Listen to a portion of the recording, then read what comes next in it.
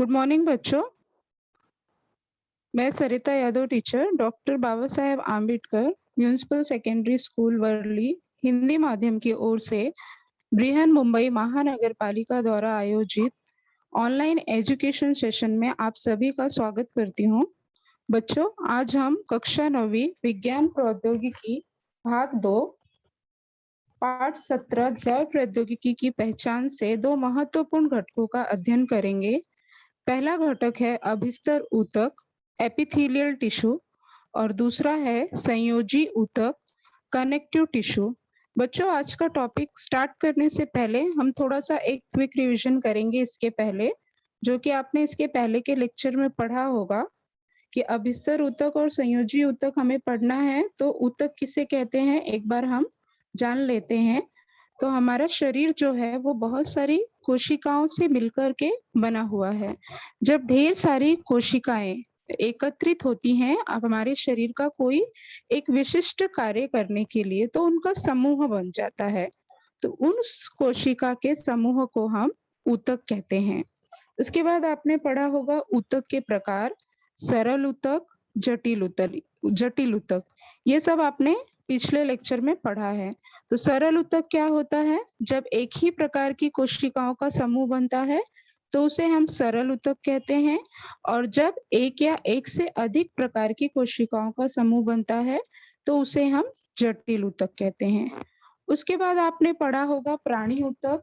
प्राणी ऊतक में 4 प्रकार हैं: अभिस्तर ऊतक, संयोजी ऊतक, मांसपेशीय ऊतक और तंत्रिक ऊतक। तो आज का हमारा जो टॉपिक है वो है अभिस्तर ऊतक और संयोजी ऊतक। इसके बारे में हमें डिटेल में पढ़ना है। अभिस्तर ऊतक अर्थात एपिथेलियल टिश्यू, ये कहाँ पाए जाते हैं? ये प्राणियों के शरीर के संरक्षक आवरण अर्थात ये प्राणियों के शरीर के ऊपरी स्तर पर, जो हमारी त्वचा है उसके ऊपरी स्तर पर पाए जाते हैं। इसीलिए प्राणियों के शरीर के संरक्षक आवरण को हम अभिस्तर ऊतक कहते हैं। इस ऊतक की जो कोशिकाएं होती हैं वे एक दूसरे से मजबूती से बंधी हुई होती हैं और अखंड स्तर पर, यहाँ पर इमेज दिया है तो आप इसमें देख सकते हो कि एक एक जो ब्लॉक्स हैं वो किस तरह से एक दूसरे से जुड़े हुए हैं। अगर आप इसे तोड़ने की कोशिश करोगे तो थोड़ा कठिन होगा। अखंड स्तर अर्थात आप उसको ब्रेक नहीं कर सकते हो। तो अभिस्तर ऊतक क्या है? प्राणियों के शरीर के संरक्षक आवरण को हम अभिस्तर ऊतक कहते हैं। और इस ऊतक की जो कोशिकाएं हैं एक दूसरे से बहुत ही मजबूती से अखंड स्तर के स्वरूप में पाई जाती हैं। और इसके बारे में जानकारी देखेंगे। आपके शरीर में जो भी पदार्थ प्रवेश करता है, जैसे हवा है, पानी है, हमारे शरीर पर हमारी त्वचा के ऊपर रोम छिद्र हैं, हम सबको पता है। तो उसमें से जो भी पदार्थ अंदर जाता है तो उसको सबसे पहले अभिस्तर ऊतक का सामना करना पड़ता है। तो अभिस्तर ऊतक की जो कोशिकाएं हैं वे अन्य कोशिकाओं से कैसे अलग होती हैं? वहां पर उनके बीच में तंतुमय पटल, बहुत ही बारीक ऐसा लेवल होता है जिससे वो अलग होती हैं।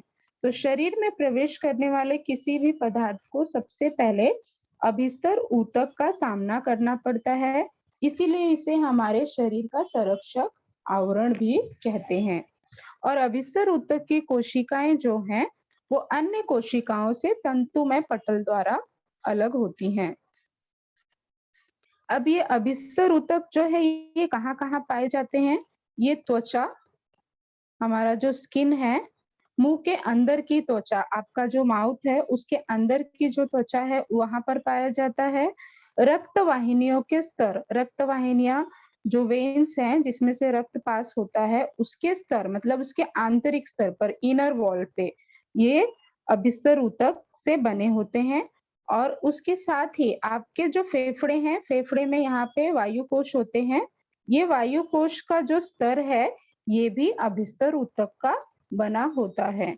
तो अभिस्तर ऊतक कहाँ कहाँ पर है? तो ये ध्यान रखने के लिए हम एक सिंपल सा देख सकते हैं कि त्वचा, मुंह के अंदर की त्वचा का जो है रक्त वाहिनियों का स्तर, फेफड़ों के वायु कोश का स्तर, ये सभी जो है अभिस्तर ऊतक से बने होते हैं।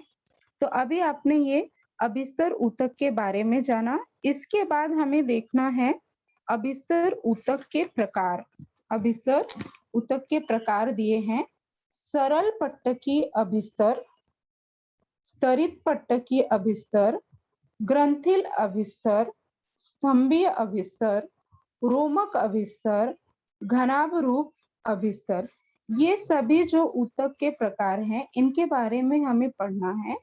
और पढ़ते वक्त हमें 3 चीजों का ध्यान रखना है कि इनका स्वरूप कैसा है, अर्थात ये दिखाई कैसे देते हैं और ये कहाँ पाए जाते हैं हमारे शरीर के अंदर, हमारी त्वचा में कहाँ पे ये पाए जाते हैं या हमारे शरीर के कौन से अंग के अंदर पाए जाते हैं।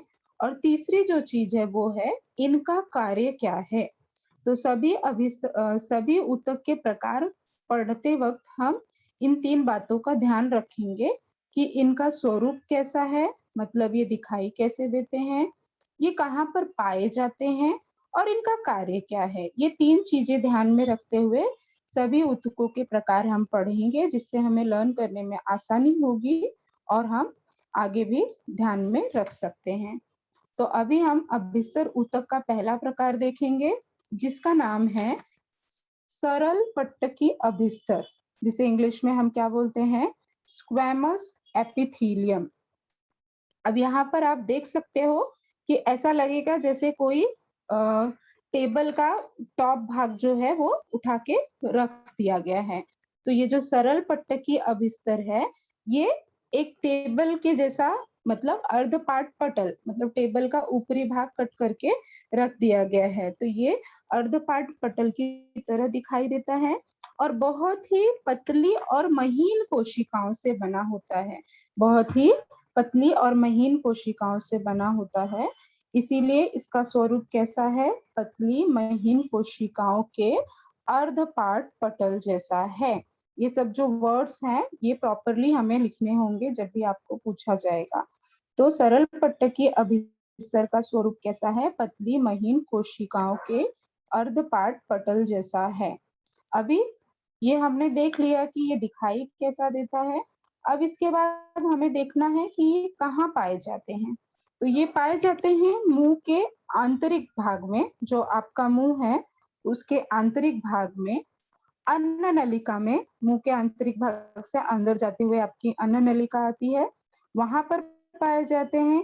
आपके जो वेन्स है, रक्त वाहिनियां हैं, वहां पर पाए जाते हैं। और जो फेफड़े हैं, ये आपका फेफड़ा है, फेफड़े के अंदर वायु कोश होते हैं, वायु कोश के आंतरिक भाग में भी ये पाए जाते हैं। तो सरल पट्टकी अभिस्तर कहाँ कहाँ पाए जाते हैं, मुंह के आंतरिक भाग में, अन्न नलिका में, रक्त वाहिनियों में, फेफड़ों के वायु कोश के आंतरिक भाग में ये पाए जाते हैं। इनका कार्य क्या है, ये हमारे शरीर के कुछ निश्चित पदार्थों का वहन करते हैं। उन्हें जिन जिन भागों तक पहुंचाना है वहां पर पहुंचाने का कार्य करते हैं। तो ये अभी आपने पढ़ा सरल पट्टकी अभिस्तर ऊतक के बारे में। ये हमारा अभिस्तर ऊतक का पहला प्रकार था। अभी हम नेक्स्ट पढ़ेंगे स्तरित पट्टकी अभिस्तर, अर्थात स्ट्रेटिफाइड एपिथीलियम। इसका स्वरूप कैसा है, आप यहाँ पर देख सकते हैं कि इसमें एक के ऊपर एक कोशिका, जैसे एक के ऊपर एक लेवल बना दिया जाता है, उस तरह से कोशिकाएं लगी हुई हैं। तो इसका स्वरूप कैसा है, कोशिकाएं एक पर एक ऐसी अनेक सतहों में, बहुत सारे लेवल हैं लेकिन एक के ऊपर एक इस प्रकार से लगाया गया है। जैसे घर बनाते वक्त ईंट जोड़ देते हैं, उसी तरह एक के ऊपर एक कोशिकाएं अनेक सतहों में लगी हुई हैं। अब ये जो है स्तरित पट्टकी अभिस्तर कहाँ पाए जाते हैं, ये हमारी जो त्वचा है उसके बाहरी स्तर पर पाए जाते हैं। यहाँ पर देखिए पिक्चर में शो किया गया है, आपकी त्वचा के बाहरी स्तर पर पाए जाते हैं स्तरित पट्टकी अभिस्तर। आपको कभी चोट लगती होगी या ब्लेड से या किसी चीज से जब स्किन पे कट जाता है, तो आप देख सकते हैं कि कभी कभी आपके स्किन के अंदर की लेयर दिखाई देती है। तो ये त्वचा के बाहरी स्तर पर पाए जाने वाले ऊतक हैं।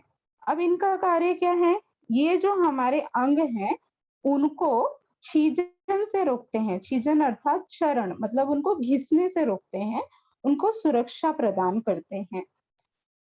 स्तरित पट्टे की अभिस्तर का क्या कार्य है? हमारे अंगों को छीजन या घिसने से रोकना और उनको सुरक्षा प्रदान करना। ये हमारा था अभिस्तर ऊतक का दूसरा प्रकार। अब हम देखेंगे तीसरा प्रकार, जिसका नाम है ग्रंथिल अभिस्तर अर्थात ग्लैंडुलर एपिथेलियम। इनका स्वरूप कैसा है? ये जो है इसमें श्रावक पदार्थ से भरी हुई पीठिका। इसको आपको कैसे इमेजिन करना है? जैसे एक खाली बलून है और उसमें आप पानी भर देते हो, तो इस तरह की कोशिकाएं हैं ये। तो इनका स्वरूप कैसा है? कोशिकाओं में श्रावक पदार्थों से भरी हुई पीठिका होती है। एक खाली बलून में आप पानी या कोई भी लिक्विड भर दो, तो इस प्रकार से इनका स्वरूप होता है। ये कहाँ पाए जाते हैं? ये आपके त्वचा के अंदर की ओर पाए जाते हैं। तो इनका स्वरूप है कोशिकाओं में श्रावक पदार्थ से भरी हुई पीठिका के रूप में, और ये पाए जाते हैं त्वचा के अंदर की ओर। इनका कार्य क्या है? आपके स्किन के ऊपर देखो बहुत सारे रोम छिद्र होते हैं, तो उसी के जस्ट नीचे ये अभिस्तर ऊतक पाए जाते हैं। इनका कार्य क्या है?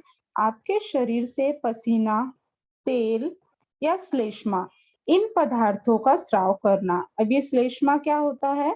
ये श्लेष्मा अर्थात उसको इंग्लिश में म्यूकस बोलते हैं। हमारे मुंह के अंदर जो बलगम आता है वो भी, लेकिन ये वाला जो अभिस्तर ऊतक है ये श्लेष्मा का स्राव नहीं करता है। आप देखिए, आपके आंखें, कभी कभी हम जब बहुत थक गए होते हैं सोने के बाद, आपके आंखों के कोने में व्हाइट कलर का एक म्यूकस आता है, कीचड़ जिससे आप बोलते हो नॉर्मल लैंग्वेज में, उसे भी श्लेष्मा कहा जाता है। तो ये जो आपके ग्रंथिल अभिस्तर ऊतक हैं, इन श्लेष्मा को बाहर निकालने का कार्य करते हैं। अर्थात ये सभी ऊतक जो है हमारे शरीर के लिए बहुत ही महत्वपूर्ण है। तो इनका कार्य है पसीना, तेल, श्लेष्मा, इन पदार्थों का स्राव करना। तो ये हमारा था अभिस्तर ऊतक का तीसरा प्रकार। इसी प्रकार हम लोग को सारे ऊतक पढ़ने हैं और सभी का स्वरूप कहाँ पाए जाते हैं, उनका कार्य क्या है, इन 3 चीजों का ध्यान रखना है। फोर्थ है स्तंभीय अभिस्तर ऊतक, कॉलमनार एपिथेलियम। इसका स्वरूप कैसा है? आप यहाँ पे इमेज में जब देखोगे तभी आपको पता चल जाएगा। यहाँ पे ऐसे लग रहा है कि खड़े खड़े जो हैं कॉलम बना दिए गए हैं, मतलब स्तंभ के आकार की खड़ी कोशिकाएं हैं।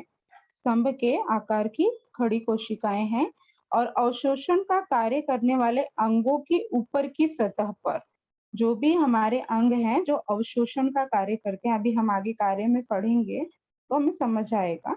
तो अवशोषण का कार्य करने वाले अंगों की ऊपर की सतह पर ये होते हैं। तो इनका स्वरूप है कि स्तंभ के आकार की खड़ी कोशिकाएं हैं ये, और अवशोषण का कार्य करने वाले जितने भी अंग हैं उनके ऊपर की सतह पर इन कोशिकाओं का जो है तह होता है या लेबल होता है। अब ये कहाँ पाए जाते हैं? आंतों में, हमारे पेट के अंदर जो छोटी आंत है, बड़ी आंत है, वहां पर ये पाए जाते हैं।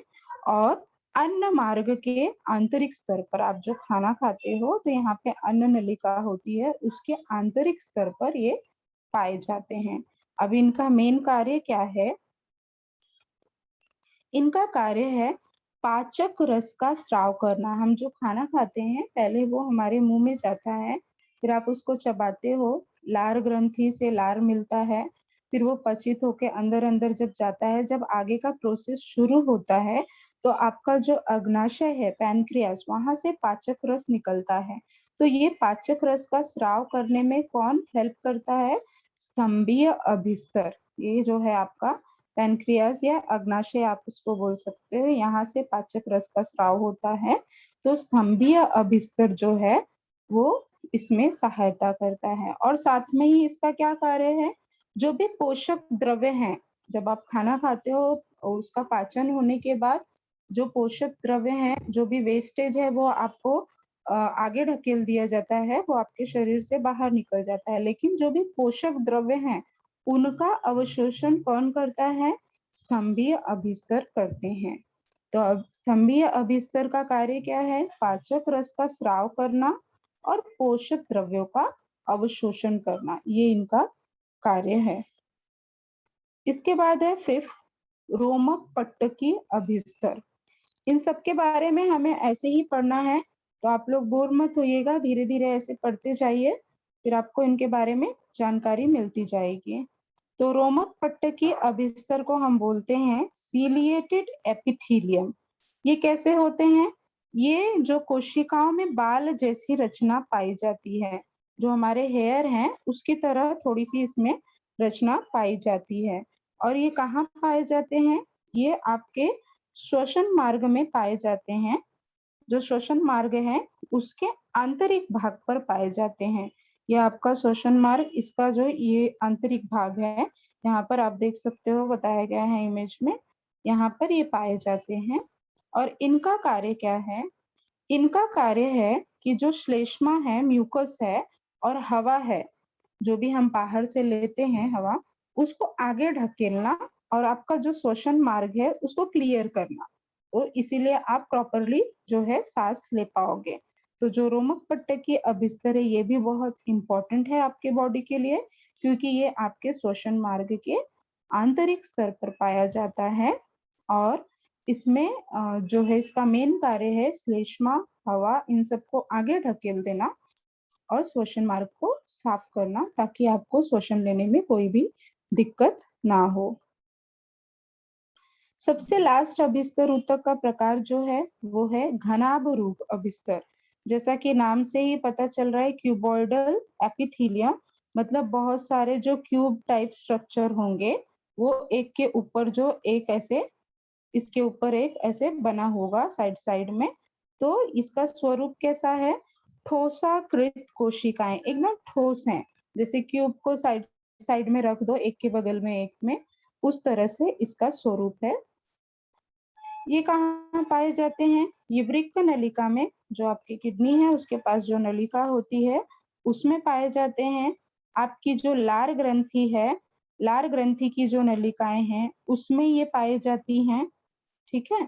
और इनका कार्य क्या है? लाभदायक पदार्थ को, जो भी शरीर से मूत्र विसर्जन के पहले अवशोषित किया जाता है, जो भी लाभदायक पदार्थ हैं उनको ये लोग अवशोषित कर लेते हैं और मूत्र विसर्जन उसके बाद किया जाता है। नहीं तो क्या होगा कि हमारे शरीर के लिए जो भी उपयोगी है वो भी शरीर के बाहर निकल जाएगा। तो घनाभ रूप अभिस्तर जो है इनका कार्य है लाभदायक पदार्थ को मूत्र विसर्जन के पहले अवशोषित कर लेना, और साथ ही इसका कार्य है लार को स्रावित करना, क्योंकि ये लार नलिका ग्रंथि में पाया जाता है। मतलब ये भी बहुत ही इम्पोर्टेंट है आपके लिए। घनाभ रूप अभिस्तर, इनका कार्य है लाभदायक पदार्थ को मूत्र विसर्जन के पहले अवशोषित कर लेना और लार को स्रावित करना। अभी आपने 6 प्रकार पढ़े। ये टेबल आपके टेक्स्ट बुक में दिया हुआ है, यहाँ पे बहुत छोटा दिखाई दे रहा होगा, लेकिन इस टेबल की सहायता से आप आसानी से अभिस्तर ऊतक के 6 प्रकार पढ़ सकते हैं। यहाँ पे देखिए आपको दिया गया है नाम, आकृति, ये कहाँ पाए जाते हैं, इनका स्वरूप कैसा है, इनका कार्य कैसा है। अगर आप इसी तरह से टेबुलर फॉर्म में लर्न करेंगे तो आपको आसानी हो जाएगी। तो इस तरह से हमने जो है पूरे 6 के 6 अभिस्तर ऊतक के प्रकार पढ़ लिए। इसमें था सरल पट्टकीय अभिस्तर ऊतक, फिर हमने देखा स्तरित पट्टकीय अभिस्तर ऊतक, ग्रंथिल अभिस्तर ऊतक, और उसके बाद आपने देखा स्तंभीय अभिस्तर ऊतक, रोमक पट्टकीय अभिस्तर ऊतक और घनाभ रूप अभिस्तर। इन सभी ऊतकों के प्रकार में इनका स्वरूप कैसा है, अर्थात ये दिखाई कैसे देते हैं, ये कहाँ पाए जाते हैं और इनका कार्य क्या है, ये सभी हमने अध्ययन किया। इसके बाद हम आगे बढ़ते हैं। आपका ये जो अभिस्तर ऊतक है इससे संबंधित 2 प्रश्न दिए गए हैं, इन्हें भी आपको पढ़ना है। अभिस्तर ऊतक को सरल ऊतक क्यों कहते हैं? तो जैसा कि आपने पहले के लेक्चर में भी पढ़ा होगा, सरल ऊतक क्या है? सरल ऊतक एक ही प्रकार की कोशिकाओं से बने होते हैं। विभिन्न प्रकार की कोशिकाएं उसमें नहीं होती, एक ही प्रकार की कोशिकाओं का समूह इकट्ठा होता है तो उसको हम सरल ऊतक बोलते हैं। और जो आपका अभिस्तर ऊतक है, यह भी एक ही प्रकार की कोशिकाओं से बना होता है। इसीलिए अभिस्तर ऊतक को हम क्या कहते हैं? सरल ऊतक कहते हैं। अगर आपको ये क्वेश्चन पूछा जाएगा तो आपको बस ये 2 लाइन लिखनी है कि सरल ऊतक जो है वो भी एक ही प्रकार की कोशिकाओं से बना होता है और अभिस्तर ऊतक भी एक ही प्रकार की कोशिकाओं से बना होता है। इसीलिए जो अभिस्तर ऊतक है उसे हम सरल ऊतक कहते हैं। दूसरा क्वेश्चन है, रक्त जो है ब्लड, यह एक जटिल ऊतक है या जटिल ऊतक का प्रकार है, इसका कारण आप बताइए। तो रक्त की जो स्थायी स्वरूप की स्लाइड, जब रक्त को हम स्लाइड पर कांच पट्टी पर सूक्ष्मदर्शी के नीचे देखते हैं तो उसमें हमें क्या दिखाई देता है? विविध प्रकार, विविध रंगों और आकारों की मिश्रित कोशिकाएं। ये सब क्या है हम आगे पढ़ने वाले हैं। जो विविध प्रकार, विविध रंग और विविध आकार की मिश्रित कोशिकाएं हैं, आपको मैं बता देती हूँ। आपके रक्त में लाल रक्त कणिका होती है, श्वेत रक्त कणिका होती है जिसको आप बोलते हो red blood cell, white blood cell, और रक्त पट्टी जिसको हम बोलते हैं प्लेटलेट्स। ये सभी इसके अंदर होता है। इसका मतलब रक्त जो है एक प्रकार की कोशिका से तो बना नहीं है, इसमें एक या एक से अधिक प्रकार की कोशिकाएं हैं। इसलिए हम ऐसा कह सकते हैं कि रक्त जो है एक जटिल ऊतक है। आप इसके उत्तर में ये भी लिख सकते हो क्योंकि ये आपके टेक्स्ट बुक में जो कंटेंट दिया है उससे रिलेटेड है। या फिर आप ऐसा भी लिख सकते हैं कि रक्त जो है, रक्त में लाल रक्त कणिका, श्वेत रक्त कणिका और रक्त पट्टी, ये 3 प्रकार के जो हैं संयोजन पाए जाते हैं।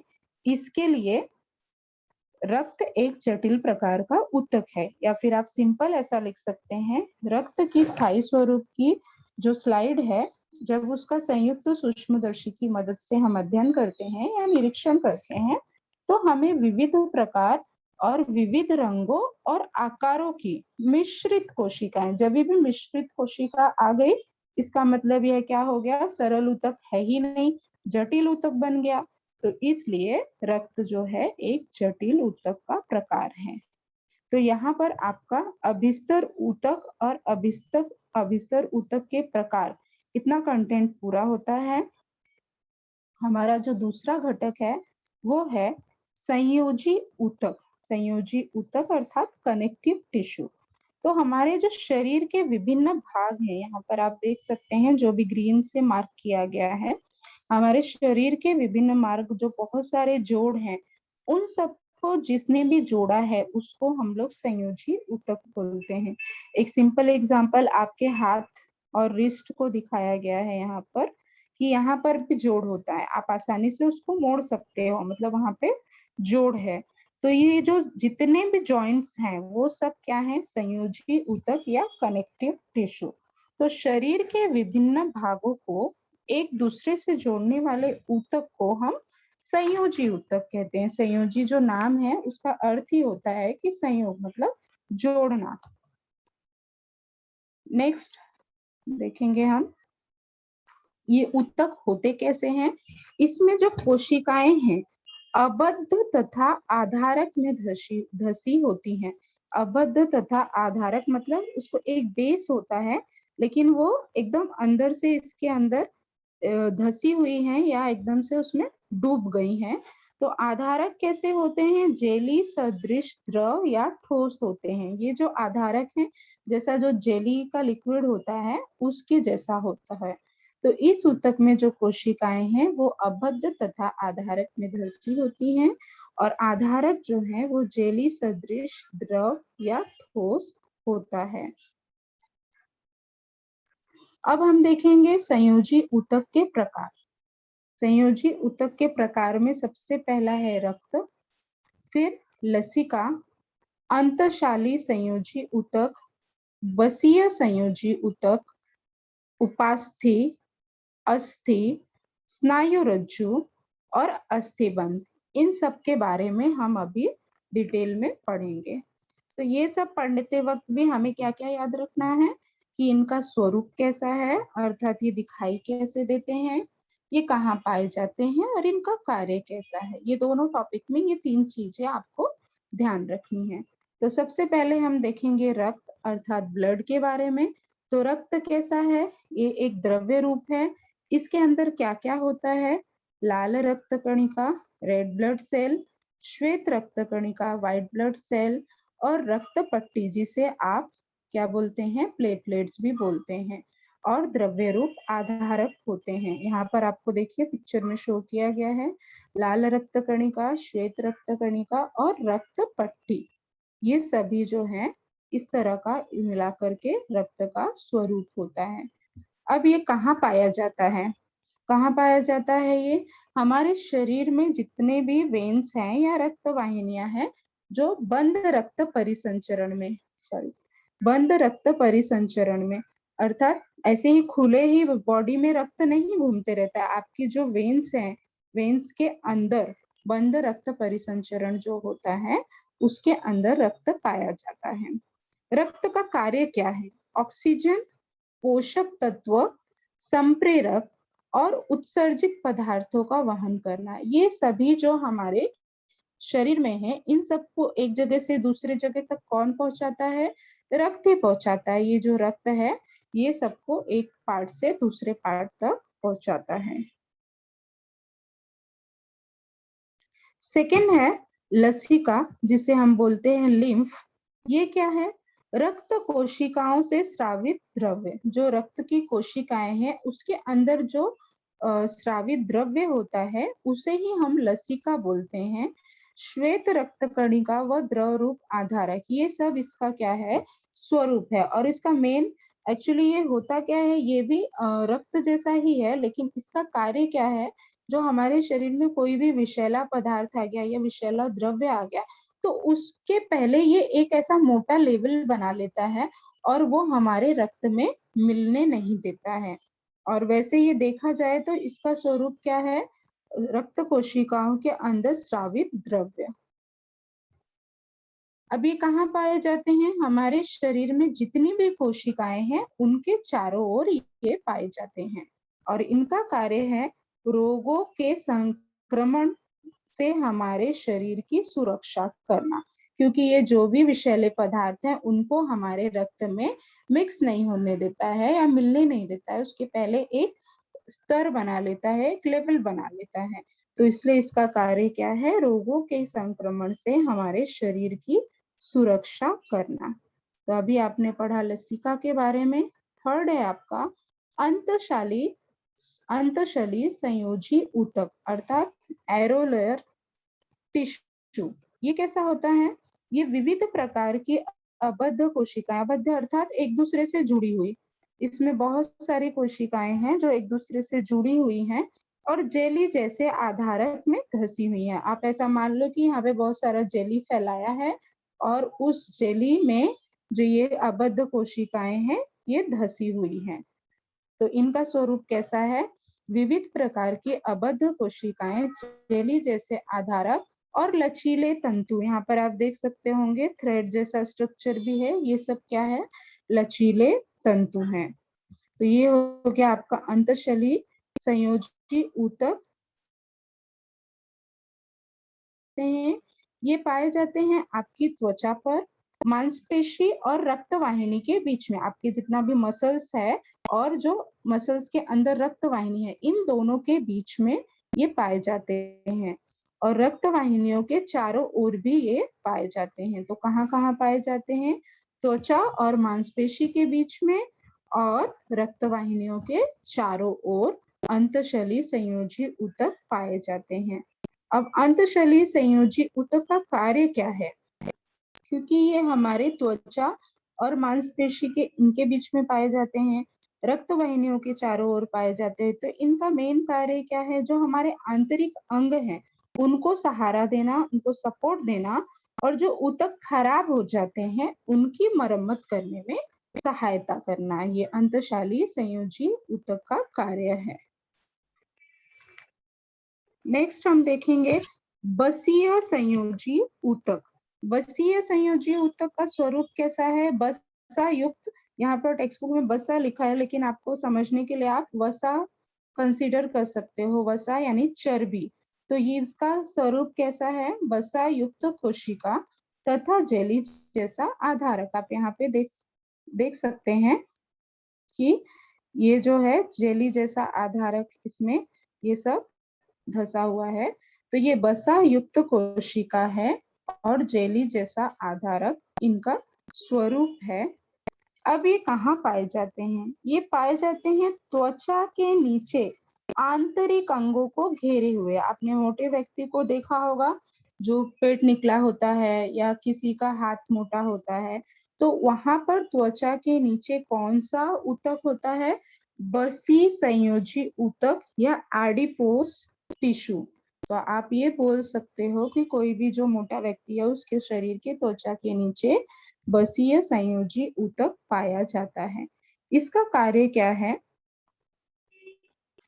इसका कार्य है ये तापरोधक, अर्थात ये हीट उत्पन्न करता है, ऊर्जा का स्रोत, एनर्जी प्रोवाइड करना और स्निग्ध पदार्थ को जमा करना। जो भी फैट वाली चीजें हैं उसको ये जो है त्वचा के नीचे के भाग में क्या करता है?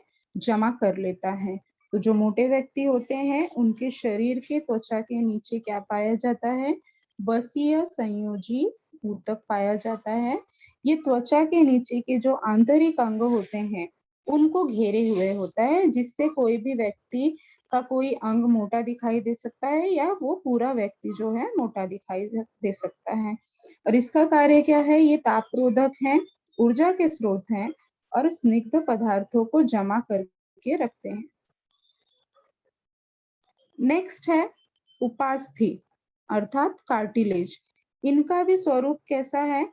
तंतु में लचीली जेली जैसे आधारक व लचीले तंतु। ये सब जैसे कि एक जेली का चॉकलेट या जेली का जो भी स्ट्रक्चर होता है वो रख दिया गया है और इसके अंदर ये सब कोशिकाएं आप देखेंगे अंदर हैं। तो इसका स्वरूप कैसा है? तंतु में व लचीली कोशिका व जेली जैसे आधारक व लचीले तंतु। स्वरूप अर्थात ये ऐसे दिखाई देते हैं। इसके बाद ये उपास्थि जो है ये कहाँ कहाँ पाए जाती हैं? ये पाए जाते हैं हमारे नाक, कान और स्वर यंत्र, अर्थात ये जो गला है वहां पर, और स्वर यंत्र मतलब जो सुनने से लेके गले तक का जो आपका भाग है वो, और श्वसन नलिका में। इन सब जगहों पर उपस्थि अर्थात कार्टिलेज पाया जाता है। इनका कार्य क्या है? हड्डियों के पृष्ठभाग को गद्देदार बनाना। आपने देखा होगा आपके कान के अंदर या फिर नाक के भाग में भी हड्डियां हैं, फिर भी वहां पे क्या है? थोड़ा सा आप उसको प्रेस करके देख सकते हो कि आप आसानी से उसको दबा सकते हो। तो हड्डियों के पृष्ठभाग को गद्देदार बनाना या गद्देदार रखना और अंगों को आधार देना और आकार देना। तो ये जो है उपस्थित ऊतक जो है ये क्या करता है? आपके कान को शेप दे रहा है, आपके नाक को शेप दे रहा है, आपके गले को शेप दे रहा है। तो ये सारा कार्य उसका है कि हड्डियों के पृष्ठभाग को गद्देदार बनाना और अंगों को आकार और आधार देना। ये आपने देखा उपस्थि अर्थात कार्टिलेज ऊतक के बारे में। अब हम देखेंगे अस्थि। अस्थि अर्थात हड्डी, बोन्स। इसका स्वरूप कैसा है? ये किससे बना हुआ है? कैल्शियम फॉस्फेट से बनी हुई घन रूपी आधारक व उसमें ऑस्टियोसाइट्स। ऑस्टियोसाइट्स एक अस्थि पेशी है, ऐसी कोशिका। इनका स्वरूप कैसा है कि ये कैल्शियम फॉस्फेट से बनी हुई घन रूपी आधारक व उसमें ऑस्टियोसाइट्स नामक अस्थि पेशी कोशिका में मौजूद होते हैं। अब ये कहाँ पाए जाते हैं? अब सभी को पता होगा कि ये हमारे शरीर की पूरी रचनाओं में, मतलब संपूर्ण शरीर की विशिष्ट रचनाओं में हड्डियां पाई जाती हैं। आपके हाथ में, पैर में, गर्दन में, हर जगह आपके बैक में जो है हड्डियों की रचना पाई जाती है। इनका कार्य क्या है? इनका कार्य है शरीर के सभी अंगों को आधार देना। आपके शरीर में जितने अंग हैं उन सबको आधार देते हैं ये। आप जैसे देख सकते हो आपके हाथ को आधार देना है। बोन्स जो स्ट्रक्चर है वो ही हमारे शरीर को आधार देता है। हलचल में मदद करना, अंगों का संरक्षण करना। तो हड्डी का क्या कार्य है कि ये शरीर के सभी अंगों को आधार देता है, आपको मूवमेंट करने में मदद करता है और आपके अंगों को सुरक्षित रखता है। संपूर्ण शरीर की विशिष्ट रचनाओं में हड्डी या बोन्स या अस्थि ऊतक पाए जाते हैं। ये आपका था सेकेंड लास्ट। अब आपका लास्ट वाला है स्नायु रज्जु और अस्थिबंध। स्नायु रज्जु और अस्थिबंध। स्नायु रज्जु को हम बोलते हैं टेंडन्स एंड अस्थिबंध को बोलते हैं लिगामेंट्स। तो इनका स्वरूप कैसा है? स्नायु रज्जु जो है ये तंतुमय होते हैं, मतलब बहुत ही बारीक थ्रेड लाइक होते हैं और मजबूत होते हैं लेकिन कम लचीले होते हैं। लेकिन अस्थिबंध जो है वो बहुत ही अधिक लचीला होता है और मजबूत होता है। तो स्नायु रज्जु और अस्थिबंध ये दोनों भी कैसे होते हैं? ये दोनों भी मजबूत होते हैं, लेकिन स्नायु रज्जु तंतुमय होता है और कम लचीला होता है, जबकि अस्थिबंध जो है वो बहुत ही अधिक लचीला होता है। अब ये कहाँ पाए जाते हैं? ये आपके संधि की जगह, संधि अर्थात जहां जहां पर जोड़ है, आपके पूरे शरीर में जहां पर भी जोड़ है वहां पर स्नायु रज्जु और अस्थिबंध पाए जाते हैं। ठीक है, अब इनका कार्य क्या है? स्नायु रज्जु का कार्य क्या है? स्नायु यानी आपके जो भी ये पार्ट है मसल्स, इनको हड्डी से जोड़ना। स्नायु को क्या करते हैं? वो हड्डी से जोड़ते हैं, जबकि अस्थिबंध का क्या कार्य है कि दो हड्डियों को जोड़ना, दो हड्डियों को जोड़ना। ये दोनों भी पाए जाते हैं संधि की जगह पर।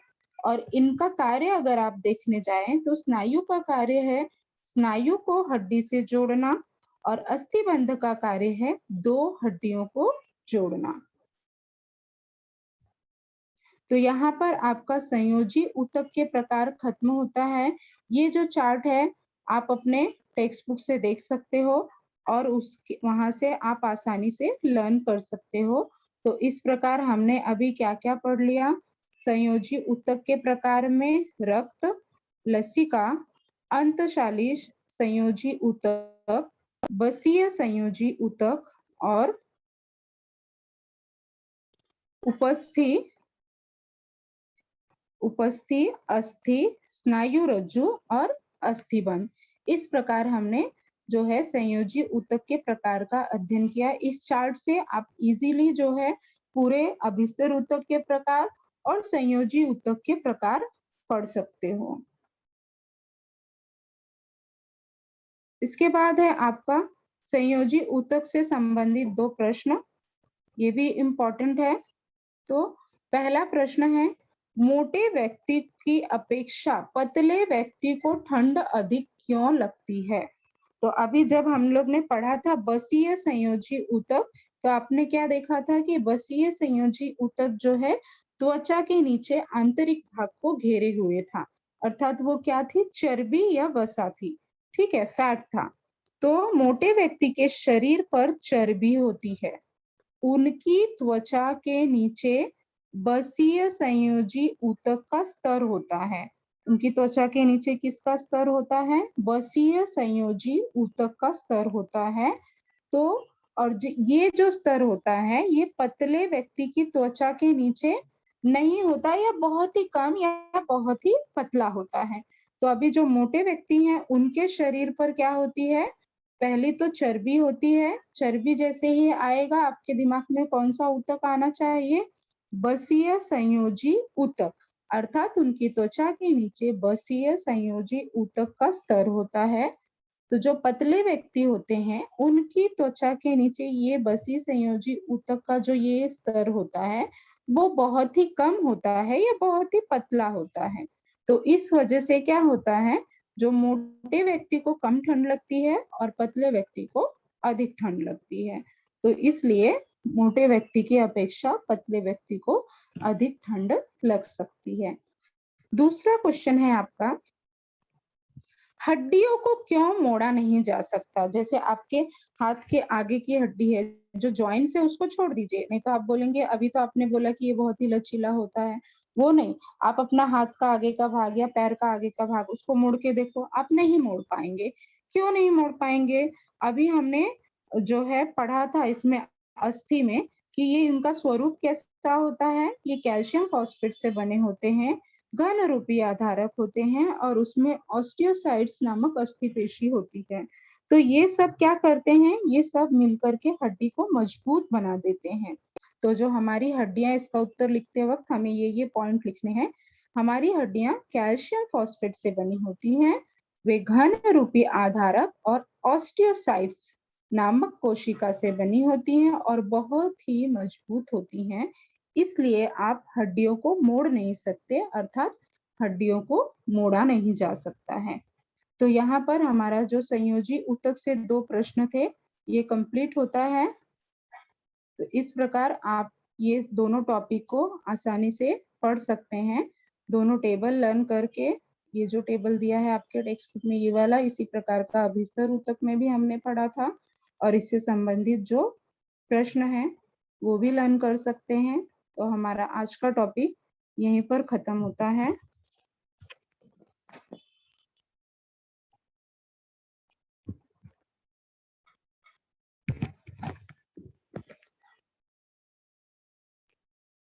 बच्चों किसी को कुछ पूछना है?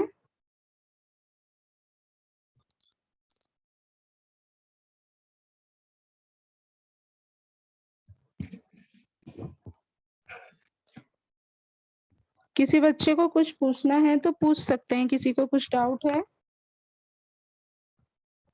Okay sir.